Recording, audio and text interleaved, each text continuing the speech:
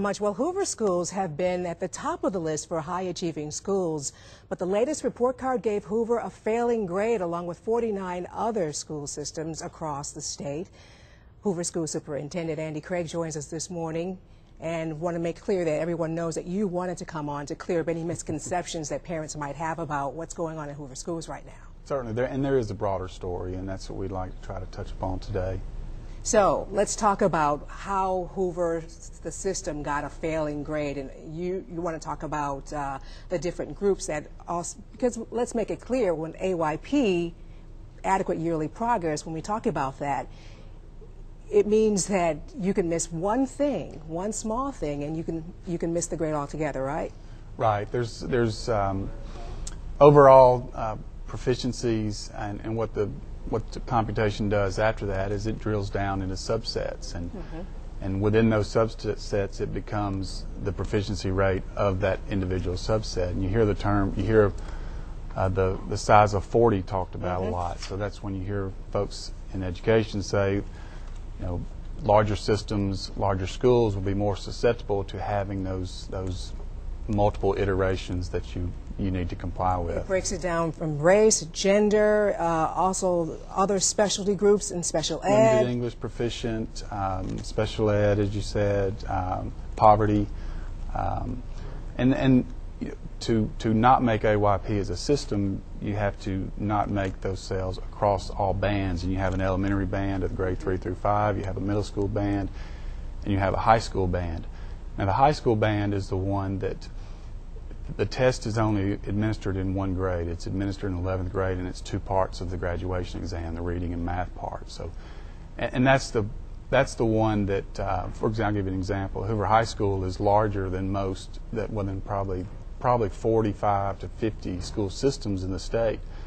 So they're going to reach that in size, that 40 in their school, where a lot of systems will not reach that. So that's why you can have situations that happened to Hoover High School last year. Or Hoover City Schools. Hoover City Schools, quote, did not make AYP in special ed reading in that band, but when you rank the school systems in proficiency in that band, we were the third highest ranked proficiency in our special ed students passing that test. The collective average of the other 130 systems was around 29%. But because we had the 40 in the in size, we got the AYP red card. Do you feel like the measuring stick is unfair? It's the label that goes with it. It's the broad brush approach. There's great things going on, and I'll use Hoover High School as an example. You're talking about it did not make AYP. Yeah, and you're talking about two parts of a test, a reading and the math test, at which Hoover High School is 98% successful and 99% successful. So, you know, those are extremely high numbers, and they would rank very high across the state for all schools and all school systems. But what the computation does is it goes into those sub-iterations, and it becomes 95% of this 40 or 95% of this 40. So that's why you can get upside down. You can have a school with higher proficiency or higher passage rates on the test that are ranked below or don't make AYP before systems. You have things like Safe Harbor, for example. Hoover High School has increased their graduation rate to 96%, which is very, very high comparatively speaking. You'll see systems or schools that have a lower graduation rate, but made AYP because of what's called a Safe Harbor. What do you want to say? Quickly, we're running out of time, but for parents out there who are really concerned, what do you want to tell them? Well, I use the Hoover High School example.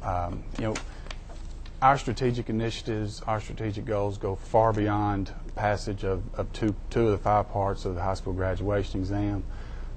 Graduates of Hoover last year walked away with $28,000 per graduate, accepted $28,000 per scholarships. We're focused really on college readiness. We exceed the state and national average by far, and we're extending that margin. So our strategic template, our strategic goals really serve a much broader purpose, and we think we're successful. Now, we don't make some of our own goals. We set the bar pretty high, and we're within striking distance of a lot of those goals. But you know, we want to. Continuous improvement is the kind of the nature of the business. All right, Andy Craig, thanks so much for joining us, the Thank superintendent of Hoover Schools. Thanks for joining us. We'll be talking more in the future. All right, you're watching Fox 6 WBRC.